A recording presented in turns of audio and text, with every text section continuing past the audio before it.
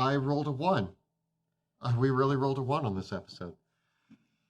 My name is Monty Martin. And I'm Kelly McLaughlin, and we are the Dungeon Dudes. And today, we're taking a look at how to make some fair and fun house rules for critical fumbles.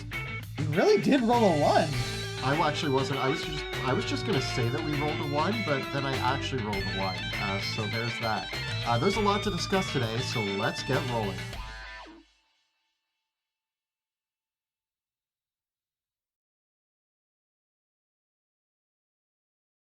So if you've watched some of our previous videos about things we don't love in Dungeons & Dragons, we have mentioned that we are not a fan of critical fumble tables, and every critical fumble table we've seen has been not great.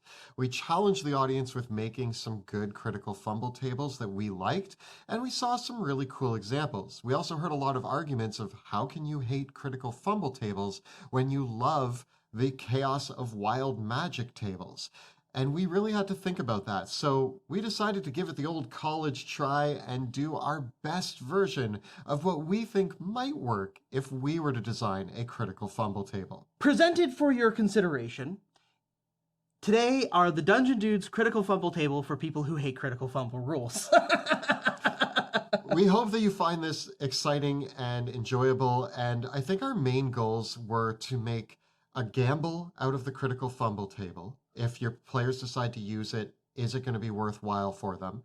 We wanted to make sure that we selected options that didn't antagonize or disrupt the play too much at the table. It didn't cause players to hurt each other or themselves, or more so the characters, not the players. The players can start punching each other if they want. It depends on your table. Don't punch each other at the table. I mean, if you're into that. If you started a fight club instead of a D&D No, group, don't start a D&D fight club.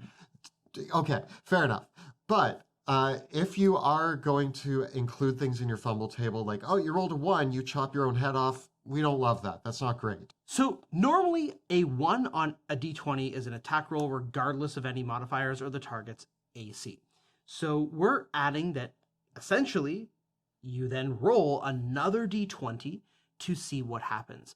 And our other sort of goal with this was that we didn't want it to bog down play too much when it happens, which is why we're just rolling another d20 and checking on a couple results on the table. We wrote these rules to be very favorable to the player characters overall, despite the fact that they are fumbles. You could use them for monsters. I don't really think that the what's good for the players is good for the monsters argument necessarily works in every situation, and critical fumbles might be one of them. So use these rules with caution. They haven't gone through the fires of playtesting yet, but we'd be interested to hear your feedback on it. So again, when you roll a 1 on a d20 during an attack roll, then it automatically misses. So when you roll that 1, you're immediately going to pick up a d20 again and roll it a second time, and then look at the list of critical fumble options and see what you got. We've added one extra rule though. A character with the extra attack class feature, not the multi-attack trait of monsters, can roll on the table twice and can choose which result they want, giving them some ability to avoid an unfavorable option, accounting for the fact that characters that make more attacks have more of a risk of rolling a natural 1. So we roll on the table, roll that dice again, and if we follow that up with another natural 1, what is the worst outcome that we're putting on this table? What's the worst that could happen is something that I always say. And if you roll 2 1s in a row, this is probably the worst that can happen. And we're calling this dangerously exposed. The target of your attack can use its reaction to either make a single melee attack against you with advantage or move half its speed without provoking opportunity attacks. It's got the option because we want this to work whether you're making a melee attack against it and right beside it, or whether you're attacking with a reach weapon or a ranged weapon. So if you roll a natural 1 on that ranged weapon attack, your target could still run right up towards you. On a 2 to 3, you lose your grip. Your currently equipped weapon flies from your hand in a random direction, landing 15 feet away from you. I think that you could roll the d6 to determine what direction it is, or it could be up to the DM discretion. I wouldn't do anything too mean, like have it fly over a ledge off a cliff or something, but I love invoking the image of swords clashing and it knocks the hero's sword out of their hand and they now need to reach and try to grab it. I could see adding a dexterity or strength saving throw to resist this, but right now we're going to try it without the saving throw. If you roll a 4 or 5, you've got Clumsy Footwork. Your speed is now reduced to 0 until the start of your next turn. But if you've already moved this turn, you trip and fall prone. Once again, I could see adding a saving throw to this one. It could be bad depending on your positioning for things, but we're going to try it without the saving throw. On a 6 to 7, you have Resounding Deflection, and you have disadvantage on your next attack roll. Pretty straightforward. On an 8 or 9, you've got Disruptive Focus. You can't take reactions until the start of your next turn. On a 10 to 11, you're caught off guard. The next attack roll made against you gains advantage. The next result happens on a 12 to a 17, which is the widest band. This one is just poor aim. The attack misses with no additional effect. We wanted to have a really good chance that even if you rolled a 1, it was just going to be a miss. On an 18 or 19, you get transferred momentum. The attack misses, but you gain advantage on your next attack roll, using the momentum of the attack to propel yourself forward to better attack back. And on a natural 20, so you've turned the 1 into a 20, it's a remarkable reversal. And instead of a miss, the attack hits instead. It's not a crit, but you turned it around. I think that by adding these few elements into the top end of rolling, it actually gives the players that gamble. If they want to include a critical fumble table, I think it's much more interesting if there's that option of, hey, I crit failed, but then I critically succeeded, and I get to undo my critical failure. On the other hand, there are so many times that we see in action movies where the hero gets knocked down but turns that into an advantage for themselves. Maybe they get hit, but they use that momentum to swing around, grab an item, and attack back. Whatever it is, I think that the options that we've presented at least invoke the images I've seen in so many action movies. And a majority of them are actually just a regular critical miss. I think a big thing why my mind has sort of changed around the notion of a critical fumble is that I've been playing a lot of other games that have degrees of success and success at a cost mechanics. Systems like Blades in the Dark, and even Morkborg on a natural 1, your weapon breaks. I found these mechanics very, very interesting in those systems, and I really do like it when there is a little bit of a cost or success at a cost. Dungeons & Dragons rules aren't really well set up for that kind of nuance, and there's a great history in the game of having critical fumbles and random things happening when you do roll that natural 1. So having a little bit of a fun table of crazy, weird things that can happen when you do roll that 1 on an attack roll can be super interesting. I do wonder if we should also brew up a table of critical fumbles for spellcasters.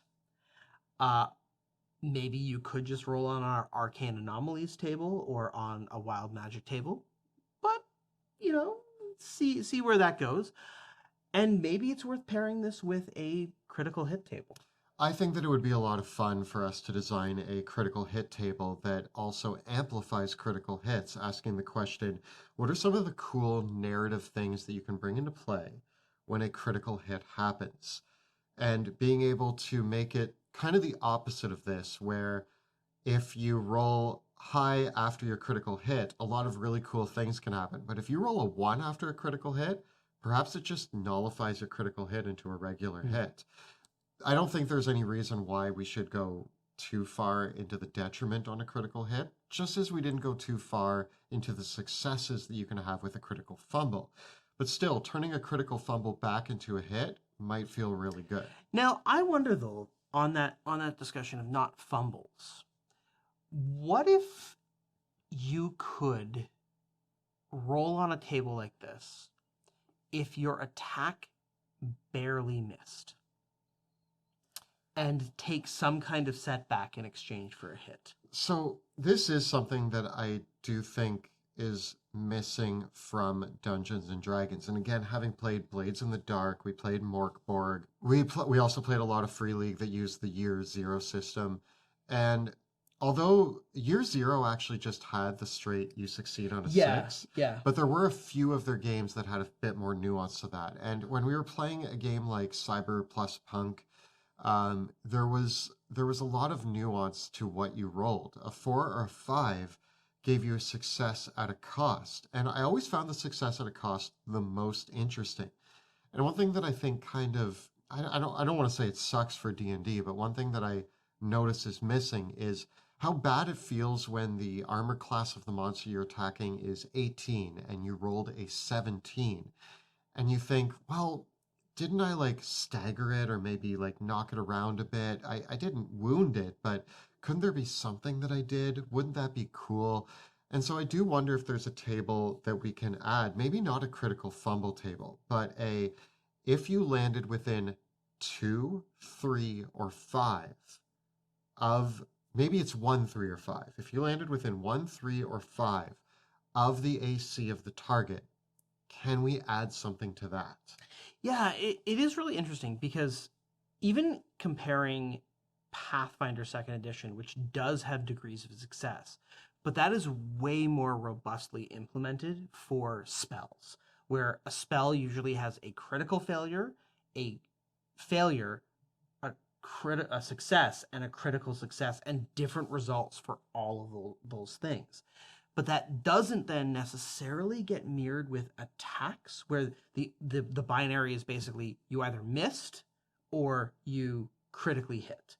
And that other side of it, of the near miss, I think that is there's such an interesting thing of like, you failed, you didn't get what you wanted, but now you can gamble for a little bit more.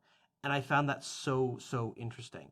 So rather than punishing bad luck, it's kind of like, how can you turn the slightly bad luck to your advantage next time around? And that's why I think with this table, I think my favorite result in it is the one where you get advantage on your next attack roll, because it's carrying that bad luck and turning it into something nice forward. I still want to say that in previous videos where we said we hate critical fumble tables, that we were making a point, and we still stand by that point, but I think that over time it is worth revisiting the things that we don't like. And as Monty and I have explored new game systems, we have also said in previous videos that as you explore new game systems, you kind of take little bits and pieces out of them and kind of soak them up like a sponge into your overall enjoyment of tabletop role-playing games.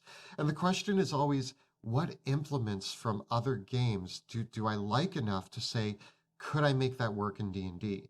And so consider this us revisiting, and maybe we were wrong about a few things in the past. It's possible. And maybe we just want to look at these things again and say, how would we make them work and how could we have fun with it? We'd love to hear your thoughts in the comments below of what would a fumble table or a success at a cost table look like for attack rolls, but also for skill checks and potentially spells or saving throws. What sort of house rules have you tried or used in the past, and what other systems have you maybe experimented with in your games? If you don't like these house rules that we've whipped up to try out, don't use them. But if you did try them out, let us know and see how they went. What do you think of our table? What would you put on a critical hit table? Tell us all of that. And also, if you feel like you want to share your critical fumble tables, we'd love to see them in the comments below. The videos that we make on our channel are made possible with the incredible generosity of our Patreon supporters. If you liked these crazy zany rules and you want to get on our Discord community where we share all sorts of homebrew ideas, follow the links in the description below to join up on our community. And if you want to see us playing D&D, you can check out our actual play in the Worlds of Drakenheim, which airs Tuesday evenings on Twitch. You can find all the previous episodes right up over here. And if you want to check out many more of our videos on homebrew rules that we've been trying out in our games, you can find them right up over here. Please subscribe to our channel, like this video, and ring that bell so that you never miss an episode. Thanks so much for watching, and we'll see you next time in the dungeon.